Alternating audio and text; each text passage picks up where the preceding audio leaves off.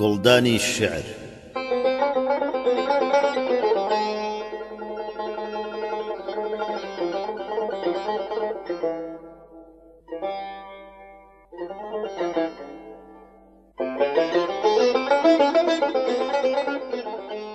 لەم ئەڵقەی گڵدانی شعردا بەشێکی تر لە شعرەکانی حەزرەتی مەحوی پێشکەشەکەین.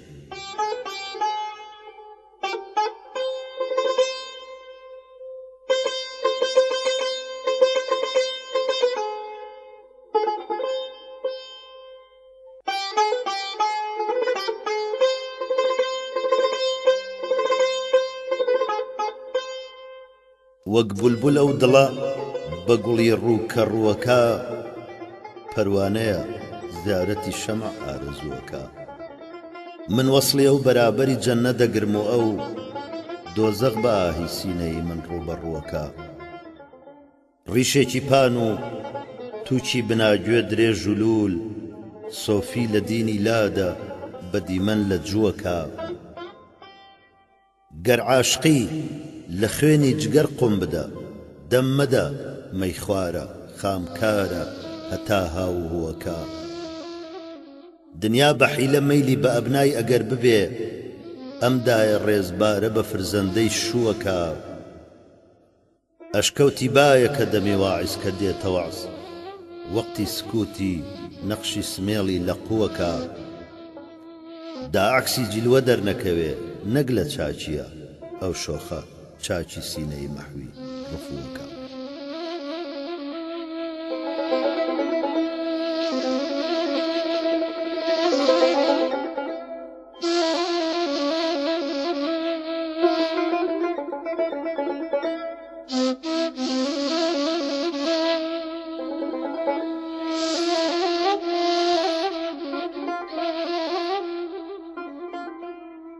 دەموزارێ تیاما بێتەوە ڕەنگاری ڕێق، ئەمما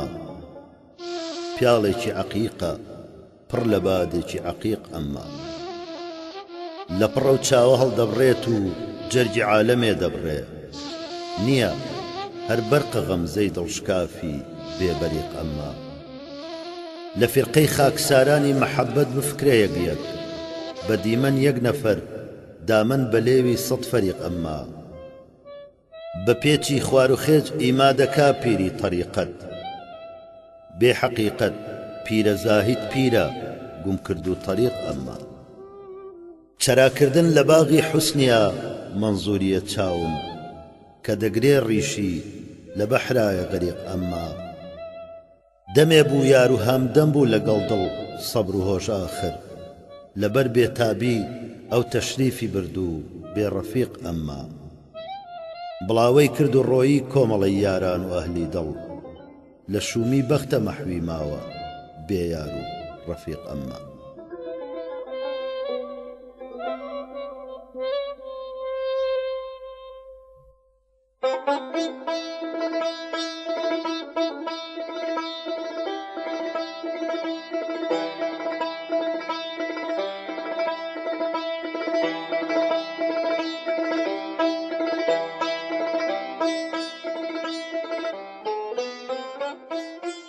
زلەی معلم ئەو گوڵی ڕوومەتیە خستە تەب، تەبەت یەدا ئەبی لەهەبی بێ ئەدەب و وەتەب.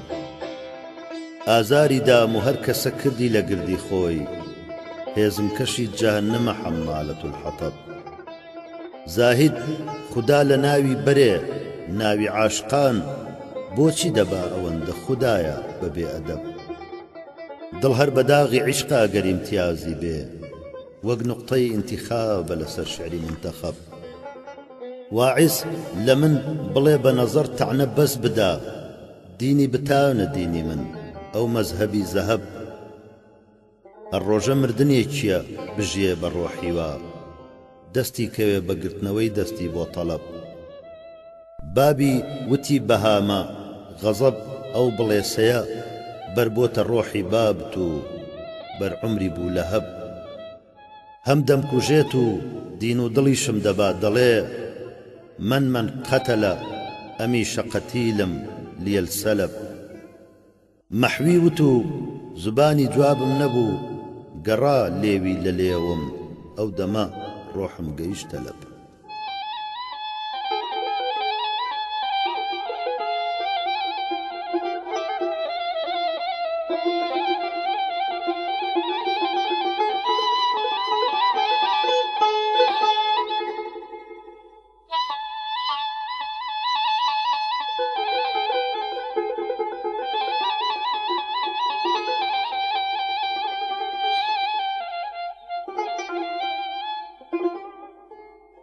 جگەر ز زەخمی تۆ مەعمور و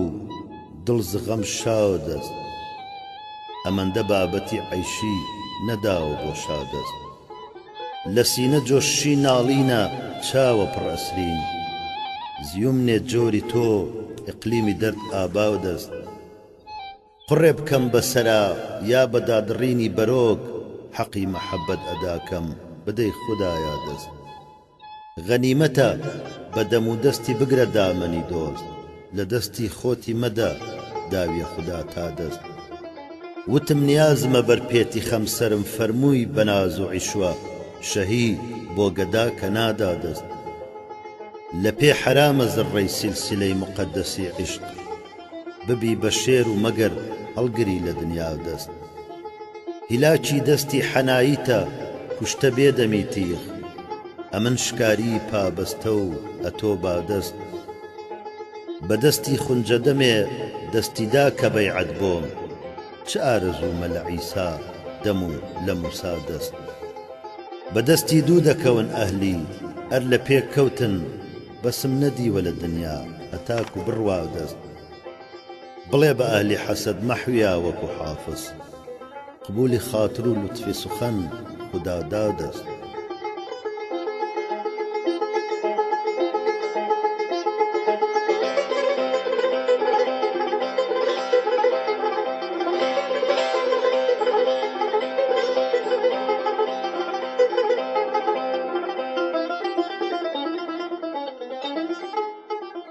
خدا بیدا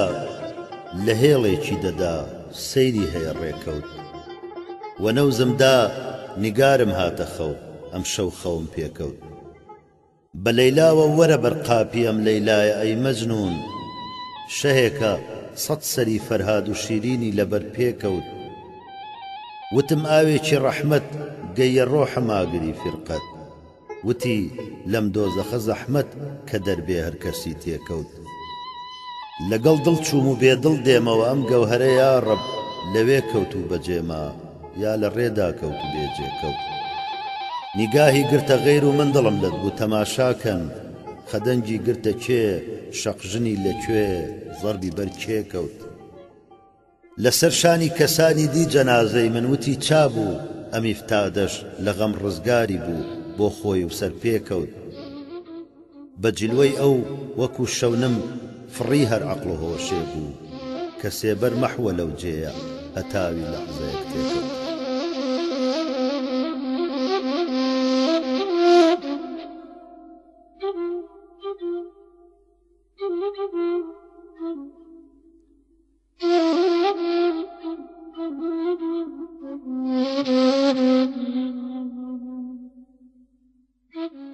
وەکو ڕۆژە و مەهەلە و دوورە دەرکەوت، لە مێوە ئەشک و ئاهی ئێمە سەرکەوت. کە ئەو لێو ددانم دی بەجارێ، لەبەر چاوم هەموو لەعل و گوهەر کەوت.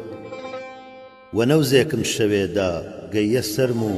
وتی هەستە هەتاوت وا لەسەر کەوت. لە کێ یا ڕەب خەبەر پرسی بکەم من، کە هەر کەس بۆ خەبەر چوو بێخەبەر کەوت. دڵم وەک شێری بێشەی شوعلە گرتوو، لە سینەی پڕ لە سۆزم دەربەدەر کەوت. بەتیر ئەمڕۆ دڕی وا هەرچی پێش هات، خدا پێداوە هەرکەس بەرنەزەر کەوت. لەسەر خۆ چوو بەدەم گریانەوە دڵ، گەڕەک پڕ بوو کە ئەم منداڵە دەرکەوت. لە ڕۆژ ئاواوە ئیمشەو بێنیقابە مەهی من، ماهی عالەم بێمەفەڕ کەوت. بە خۆڕایی ئەوەندەم ناڵە کێشا، لە سینەمدا پسا ما بێ ئەسەر کەوت. برۆی ئەو شۆخام ڕۆ تیغی کێشا نەجاتی دا بە ڕەحمەت هەرچی بەرکەوت بە پیرە و ڕۆژەوە مەحوی ئەوەندە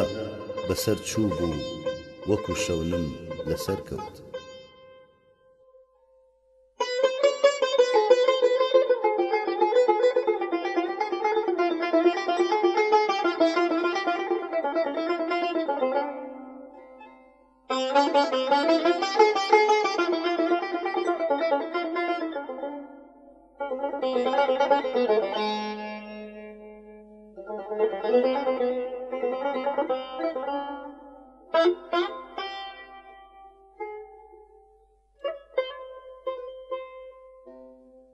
ساقی ئەی مایەی تەڕەب لەب پەرچەمت ڕێحانی ڕۆح نیم خەندێکە لە خونچە دەرخەسەر چاوەی سبوح پرسشێکا حاڵی زاری ئێمە زاری کردەوە لەو ددانانە کە دەدرەوشایەوە نەجمی فتوح لێوی دەرخست و بە ناسیح لێوە لەرزەی خست ئەگەر بێتە بە سومکا دەبێتە ئافەتی تەوبەی نەسوح بێمنەت ڕزقێکە غەم بمرم لە برسان ئەو دەخۆم تەفرە ناخۆم و تەڵەب ناکەم لە دنیا قوتی ڕۆح ئەلحەزەر مەحوی لە نەوحەی بێگوناهان ئەلحەزەر ئاوی چاوی بوو جیهانی دا بەقڕ تۆفانی نۆح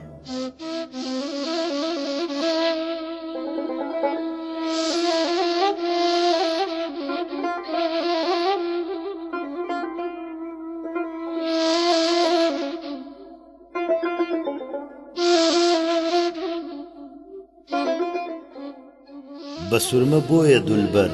خەنجەری موژگانی دا پەرداخ دڵی هەڵناگرێ ببێ لە کوشتە دەنگی ئۆفواخ بە تیرێک کوشتمی هەڵی واسیم سووتاندمی ڕۆیی دوعا بۆ حیفزی کەن چێ دیوێ جانانەوە گوستاخ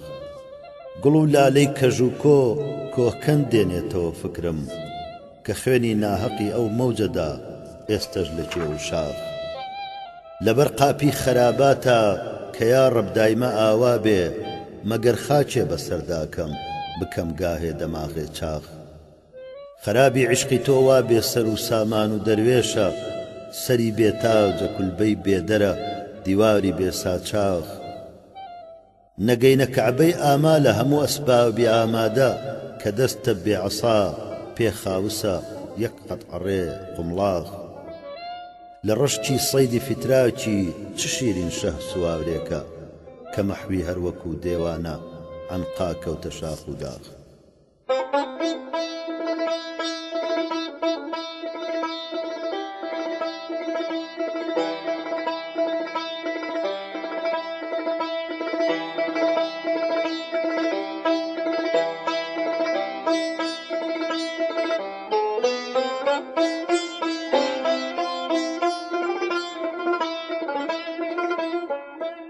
دڵی سوتا بە حاڵی زاری تفلی دڵم و چاری کرد سەری زڵفی لە دەمنا زەهری ماری پڕ بە زاری کرد بەسەر ڕوخساری زەردا جۆگەلەی کێشاوە ئەشتی سوور بە یادی سەروی باڵایەک ئەوەندەم شین و زاری کرد هجومی هندووی خەت سەر فەرنگستانی ڕوخساوری بە حەشرێ بوو وەکو ئەو حەشرە میقادۆ بە چاری کرد وتویانە کە ئەنان ئەو نانەیە ئەمڕۆ لە سەرخوانە چووە چوو پێچووە کەم عەقڵە هەرکەس باسی پاری کرد قسەی زوڵفی ئەوەندە توولی کێشا تاقەتی چوو خۆی وتی شەو نیوە بوو نەبڕایەوە کێ باسی ماری کرد لە بۆیم دادی گریانم دەرونی کردمە خوێناو لە چاوم سەیری کەن ئەم حوکمە جەرگ و دڵمی جاری کرد خەتی پشتی لەبی دی بوومە چار ئەبرۆ وتمان کە هەرکەس بەختیارە ئیختیاری چاریاری کرد بەیانی هاتە باغە و ماهە ئەم وا تێگەی ڕۆژە لە شەبنم گوڵ بەدامن گەوهەری هێنا نیساری کرد ڕەحە بەو شێتیە ئەلحەق سێکی عاقڵانەی ود منم عاقڵ لە بەرجی عاریە خۆمم کە عاری کرد دڵی بێبارە مایی کارە هەرکەس کاروباری خۆی لە دنیادا موفق بوو بە دڵ تەفیزی باری کرد جنونی نەو زوهورە مەحویە دێوانێکی مەنسوور کە دێوانن هەموو مائیل بەبەر ئەو مەیلی داری کرد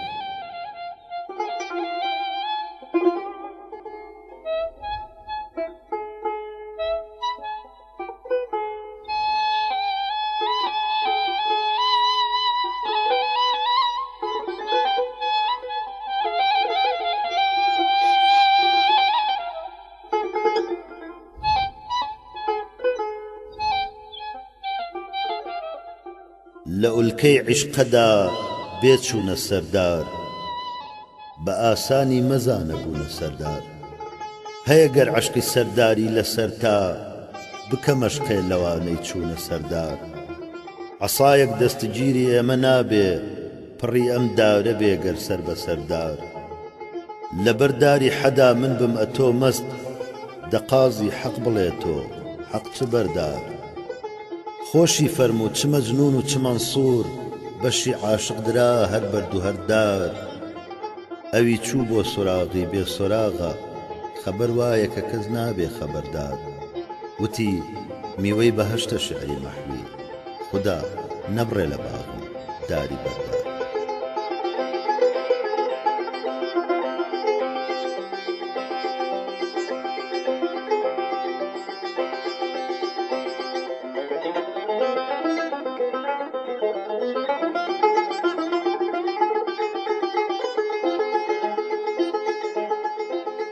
ئەگەر تۆ ڕوو بە خاڵێکی لە لەیلا شۆخ و زیباتر منیش ئاشوفتە حاڵێکی لە قەیسم شێت و شەیداتر بە دڵمە جوێنی ئەو لێوە لە بۆسەنش ئەبەخشاتر لە کنتریاکی ئەڵبەتە قاوە سەد لە چاچاتر لە کۆیا مدعی دیمی بە ئیستیهزاوتی شاهم گەدای ئەم کۆیە بم شاهنشەیەکم سەد لە شازیاتر لەبەر دەرگاهی عیشقا یەکسەرە هەر کەس سەری دانا ئەگەر پەتیارەیەک بوو لە سەد عەلامە داناتر بنازم بەم شەهی مەحسەیرە بۆ گەشت و گوزاری شەو سوارێکە براقی تەوسەنە جوبریلیە شاتر لە دنیا تێپەڕی هەرکەس بە باڵی هیممەت ئازایە لە عوقباش ئەو کەسە گەر تێپەڕێ بازێکە ئازاتر ئەگەر ئەم ئەهلی دنیایە وەکو هەن ڕێخەنە جەننەت دەناعەت زوو دەکا و دنیا لەم دنیا دنیاتر کەسی من گەر کەسن کەس من نەخاتە فکری ئەو شاهە بە یادی ناکەسان ئازوردە حەیفە خاتری عاتر خدا بیدا بە ڕەحمەت داغی دڵ چاوی دڵە مەحوی بە گریە چاوە گەرچوو شک دەبم چاوێکی بیناتر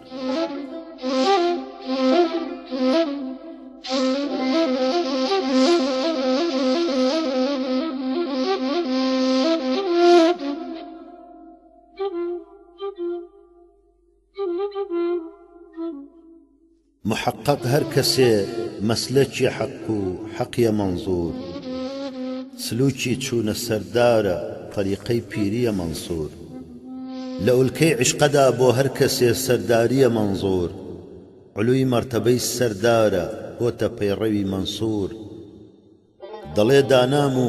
دڵخۆشی دەخاتە داوی زوڵف و خەت ئەگەر عەقلی هەیە بۆچی حەزەر ناکا لە مال و مور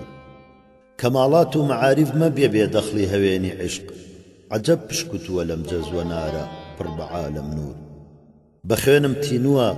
با نۆشی کات و نۆشی بێ ئەمما لەسەر چی تۆ بڵێ ئەو لێوە مۆرە وا لە من بوو سوور ویساڵت نارە هیجرت ڕۆژە ڕەش وەک ئافتابی تۆ لە تۆ نزدیکە پشکۆیە خەڵوزەگە لە تۆ بێ دوور تەعەجوب گرتمی سۆفی کە تەسبیحم لە ملیادی کە بێ تەقریبە پیرێژن لە بەریا بێ بەروون بەرمور بە زەرد و سووری دنیا زەردەواڵت لێ نەگۆڕابێ بە هەنگی تێبگەی هەر نێشە نۆشێکی نییە زەمبور لە تیغی تۆ تا مەحوی شەرەڤیات بی شەهادەت بوو خوێنی بوو بە ئاو ئیتر لە داوێنت نەما مەحزوور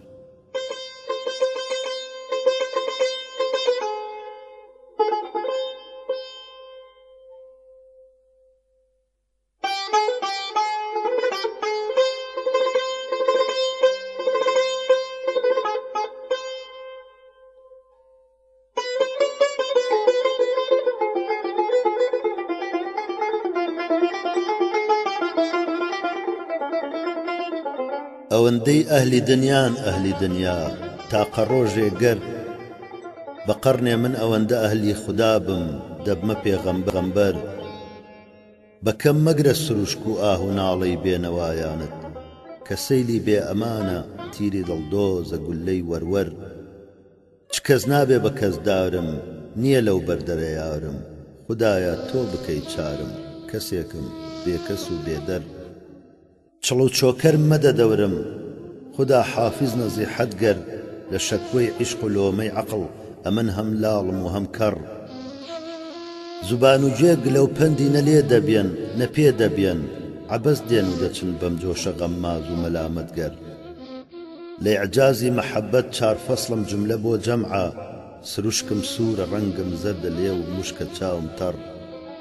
سياپوشن لداغي خط خالو ليو روز الفد ونوشو مسكي چين وآوي خزرو لا لو عنبر جگر كنك خويني قرية برد سينه البدرة نقاهيك ببينك كاري تير ونشتر وخنجر كسيري دفتري سرقشتقان وخاكساران سيابختاني كردن ديهمو محويبو بسر دفتر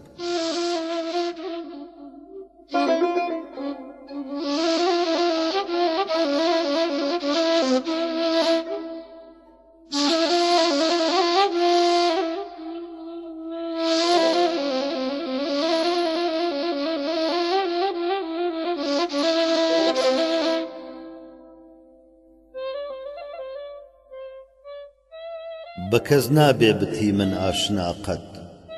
كزالي برني الرامي وفاقد محال بيتو أو بيسر سرمني بتاجي بادشا ناقا قدا قد وتم تشيبكم لبو وصلت وتي كس بكس نيوتو علمي كيميا قد چه استغناء چه وحشي طبعيك نبرسيتو هوالي آشنا قد لياد الدرنتشم بس هوستا لدر حق ما مك غير الجفاقد همو بسميلية هر مني ما بسميل نبو كاريبكا هر بو خدا قد همو فخري كداخو درد عاشق مبن رسوائيا ناوي دواقد وتم بيباك بو خيون ريجيا برود وتي تيخ أزبرج ناكا حياقد وتي محويها ناسي آقرينا بدم من نازكم ناوم نباقد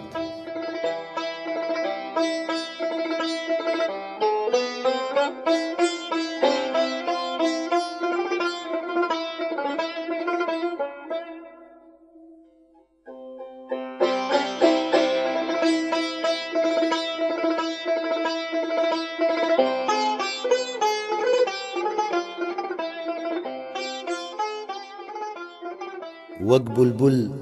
ئەی تۆ تازە گوڵم پڕ بە دڵ مەشەو وەک قومری ئەی تۆ سەر و سەهی پڕ بە ملمە تەوق خۆشە بە یادی ئەو لەبەوە نۆشی خوێنی دڵ بەم نەشئە ئاشنا نەبووە غەیری ئەهلی زەوق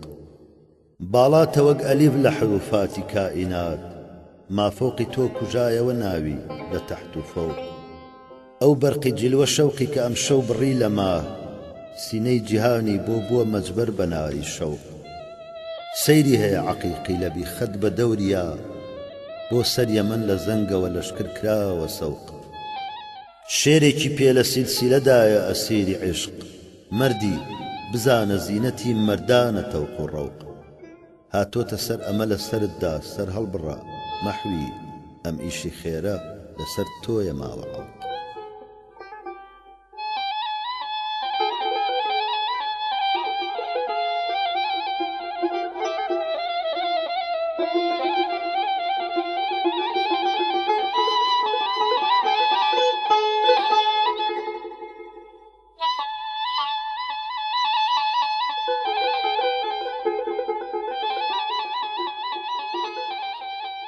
مألوف زوقي زاهد أو اندب تامي مسك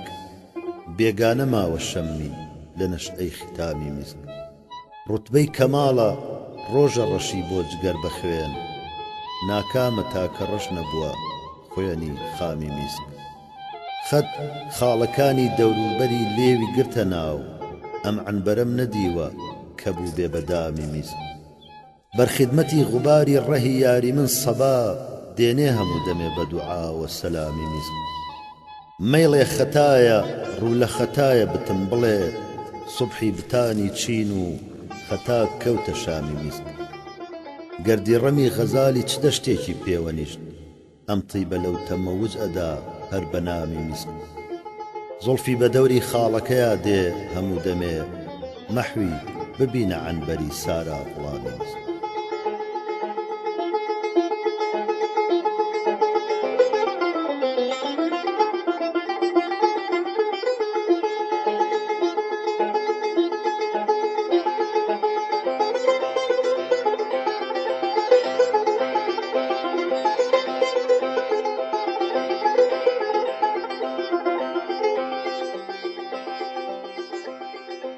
ئەو سەروی نازە تەوسەنی هێناوێ تاز و تەک هەستا قیامەت و فەلەک ئەستونیە گەرەک ئەی دڵ بناڵە ساز بدە چەنجی بەزمی عەشق مەی خوێنی جەرگە ناڵەی مەحزونیە گەرەک ئەمڕۆ لە کن زەمانە هونەر بۆتە قەشمەری شێری ژیانی بۆ چییە مەیمونیە گەرەک فترەت بڵند و پایە بڵندم نەدی بەگوێژ گەردوون ئەوەندە دوونە کە هەر دوونیە گەرەک تین و بە خوێنی عاشقا ئەی دڵ ببە بە خوێن ئەو لێوە مژدە بێ دڵی پڕخوێنیە گەرەک قم هەر دەبێ لە خوێنی جگەردا بە ئاهەوە ئەو مەستی غەفڵەتە لەبی مەیگونیە گەرەک دڵبەر عەجەب نییە دڵی مەحوی بە دڵ کە برد ئەسکەندەری زەمانە ئەفلاتونیە گەرەک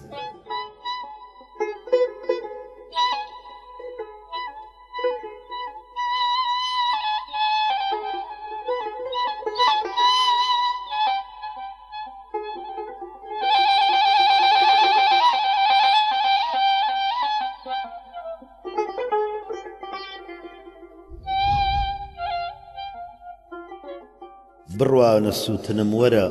بڕوا کە من نەمام پەروانەم ئیترم نییە پەروا کە من نەمام ئەو نەو نەمامە کەی بەری میهر و وەفادا بۆ من لە دەستی جەور و جەفادا کە من نەمام بازاڕی دەرد و خەمکەدەی ئەندوو و کونجی غەم بێڕەونەق و نیشات و سەفامە کە من نەمام مانم ئەوەندە پرفەتەراتە کە قەوم و خوێژ ئومێدی هەر عەفوە خودایە کە من نەمام چقڵی مەزاری من چەقیە دامەنی چ سوود شومی بەرۆکی بەختمی بەردا کە من نەمام ئەو شۆخە هەر کە نەعشی منی دی قیامی کرد چی بم من ئەو قیامەتە هەستا کە من نەمام مەحوی کە غەمیە مردم و غەمپەروەری نییە غەم مایەوە بە بێکەس و ماوە کە من نەمام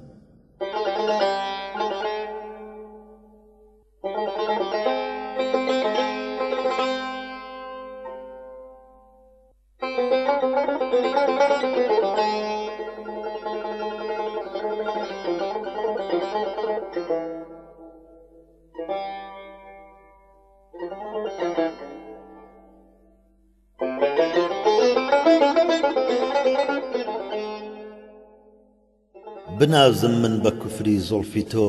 ئەی ئافەتی ئیسلام کە ئەستۆبەندی جزیەی خستەم ئیمانی خاص و عام بە دەفعی سیخنی کردن لە زاهید ڕاغبی مەی بوو کەچی ساقی وتی نادەم بە کەمفام ئەزمەی گوڵفام لە ڕۆژێکی فەلەک ساقی بووە تێفکرە لەم بەزمە قەدە ئاشامە هەر نادان و هەر دانایە خوناشام پسانەی من بووە زینەی مەجالیس ئافرین ئەی عشق چەها بێنام و خامی وەک منت کردوتە ساحب نام بە حیرەت لەو گوڵەندامم کەوا بادامیە چاوی دڵی نازک وەگو گوڵ هەم ڕەقە وەک توێکڵی بادام بناگۆشی لە چینی زولفیا دەرکەوتبوو دەدوت ئەمە بازی سپی سوبحە چووە بنباڵی زاخی شام بە مەحوی چێ خەبەردا بۆ سەفەر چوو ئەو دلارامە هجومی غەم بەجارێ هات و یەکسەر باری کرد ئارام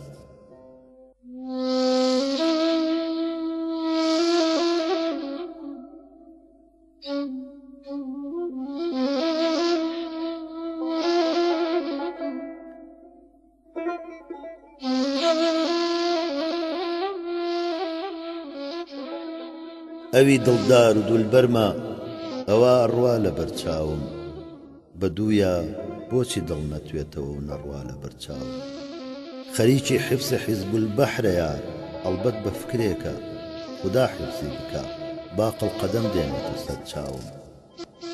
بریقەی بەرقی جیلوەی چێ جەلا بەخشی بیناویمە کە قورسی ئافتاب و مە وەکو تەم دێتە بەرچاوم لەکن پشکوتنی خونچەی دەمی وەک گوڵ سەراسەر گوێم گوڵی ڕوخساری دەرخا نێرگزاسا سەر بەسەر چاوم دەبێ حرمەت بگیرێ جێنەزرگەی حەزرەتی یارە کە ناکات دەم بەدەم تۆفانی دەم زێر و زەبەر چاوم بە شۆخی دین و دڵمی دا بە داراج ئێستا وەک سۆفی بە سەبحەی ئەشکەوە هاتۆتە سەر تەرکی نەزەر چاوم سەبا کوحلی غوباری ڕێی کەسێکی پێیە دێ مەحوی بە بێ حیکمەت نییە دەفڕێ لە ئێوارێوە گەرچاو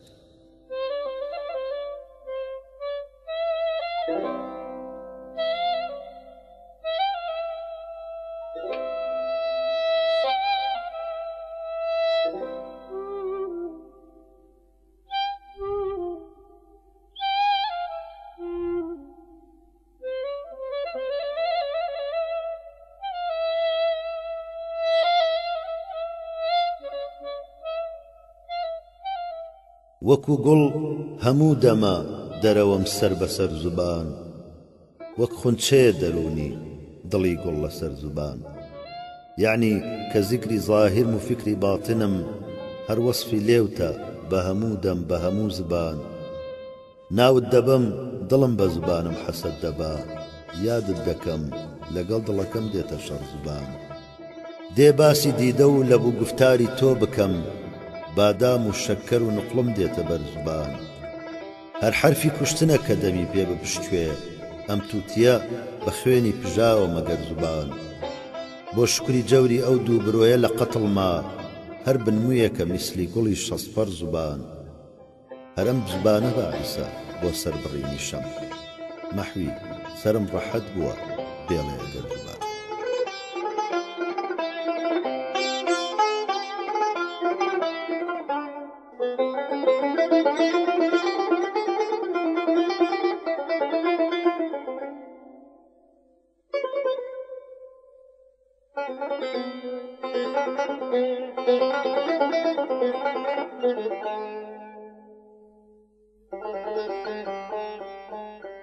نسبەت بدرێ حۆر و پەریگەر بە لە تۆ چوون باڵی دەدەبن تا دەگەنە ئەوجی لە خۆ چوون ئەم خەڵقە کەوا تێگەیون گەیونە مەقسوود ڕیشگاویەکی مەحزە بە دەردی من و تۆ چوون بۆ جیلوەی پێچوونی نییە قووەتی چوونم لا حەول ولا قووە کە من حەولمە بۆ چوون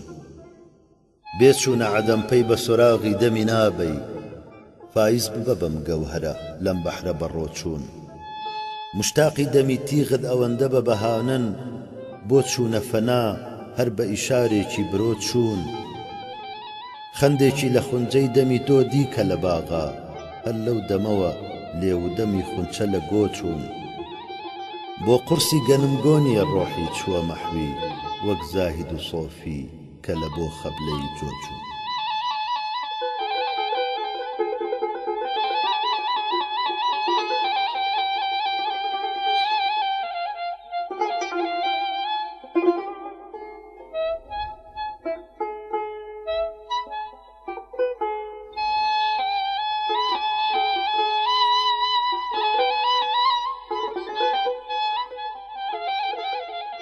کە لێوی خوێنمی نۆشی شەوی خەت گرتی دەوری ئەو بە قوربانی خوێنێکم کەوا ڕۆیی بەسەریاشە لە ئەشک و ئاهەما جۆش و خرۆشی حەولی تەئسیرە دەزانن ڕێیەکی دوورە لە پێش هەڵبەت دەکەن سەرڕۆ بڵا ڕۆحت مقەدەس بێ ئەم و ئەو کردنت بەد بێ هەتا ئاخر هەناسە ئەو بناسە هەر بنازە بەو شەوێ لەیلا بە مەجنونی وەهاوا دەی تەماشادا دەبێ ڕۆژێ ببینی من کە تۆ ڕێخەیتە دەشتی خەو لە ناڵینی منی ئیفتادە زاهید بۆ ڕقی هەستا حزوری ئاه ئاهی بوو بە غەیبەت ئەو دەکا ئەو خدا بیدا ئەدەب حیزر الئەمانێکە عەتیەی ڕەب چ بوو جەرگی بڕی غەیری ئەمەی نامەی دڕی خوسرە وتی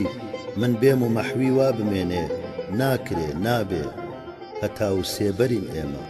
دەبێ یا من ببم یا ئەو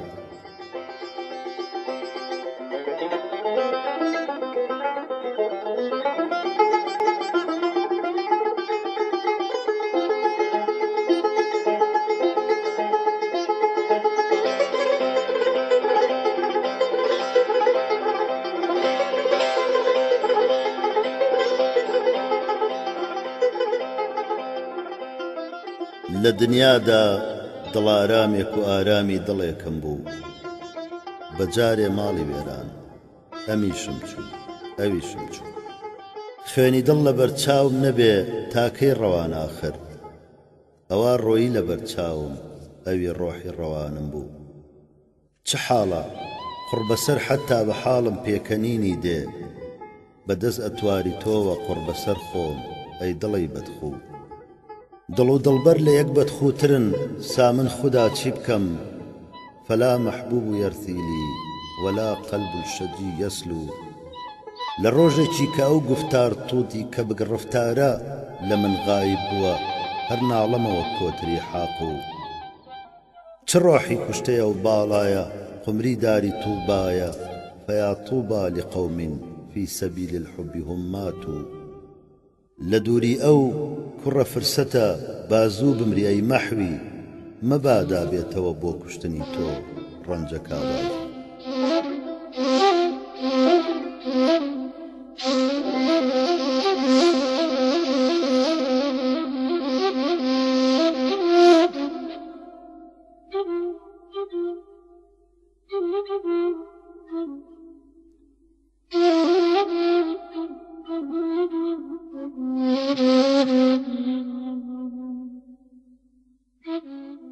دیدە عینی جاریە دڵپڕ لە ناری مۆقەدا ئابودابی حوسنەدەم بەو دڵعوزاری مۆقەدا سەیری سەگمەرگی ڕەقیبت کە خەیری ئەو سەگە شیری غەمزە شێر و بەوری ڕوبەڕوو بێ دووقەدا لالەداغە خونچە دەردە پێ لە خاکا ماوە سەر و تا مشەڕەب و چەمەن بەو ڕوومەت و لێ و قەدا چاوی مەیگونت وەها مەیخانەی ئاوا کردەوە چۆڵی کرد ئاخر بە زاهید خەڵوەخانەی شەعبەدا دڵدەبا غەمزە چ فەرقی ڕەند و سۆفی بۆ نییە سەیدی مردوو حەیفە ئەم شاهبازەتی تێبەرمەدا بەشمە پێی قانیعم و بەسمە داغ و دەردی سەرمەدی سەر بە دەردین ئێمە بێ دەردی لە ئێمە سەرمەدا شەو بە قەتڵم وعدیدا ئەمڕۆ پەشیمانە خودا خۆ لە مەحوی جونحە هەرگەردن کەچی بۆ سەرزەدا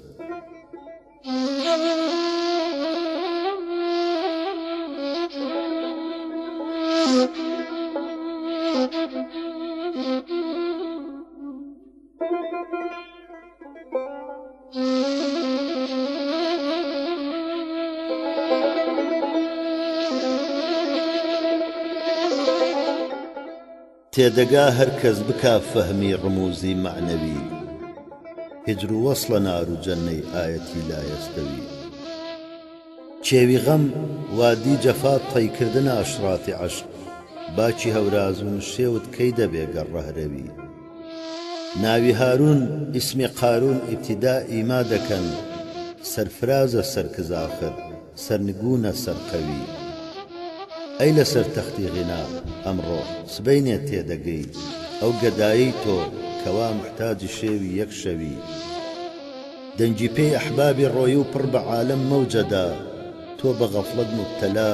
گەر نەبیەی مەستی خەوی تف لە چارەی خەندە گریە و شیوەنی پێخۆشە دۆست داکە ئەی بارانی عەشق ئەی بەرقی ناڵە نەسرەوی باسی چی بکەم بێکەرانی بەحری پڕ تەشویقی عشق تاقە قەترێکی فتوحاتە نمێکە مەسنەوی ساعیدی دەرکەوت و عالەم بوو بە موسایی هەموو معجزەی لێوی کە دەرخا جوبلە دەبنە عیسەوی ڕامی عاشق بوونی ئەو وەحشی نیگارە موشکیلە مەبێ هەرگیز ئەم قسە عنقا دەبێ وەک کەوکەوی چاوی بیماری بە وەعدی تیرە بارانی نیگا گفتیدا جەهدێکە ئەی دڵ بەڵکو تۆشی بەرکەوی مەحویە هەر ئەشک و ئاهی تۆ لە جێجێبوونەوەت چوونە بەربادی فەنایە دەرکەوی یا سەرکەوی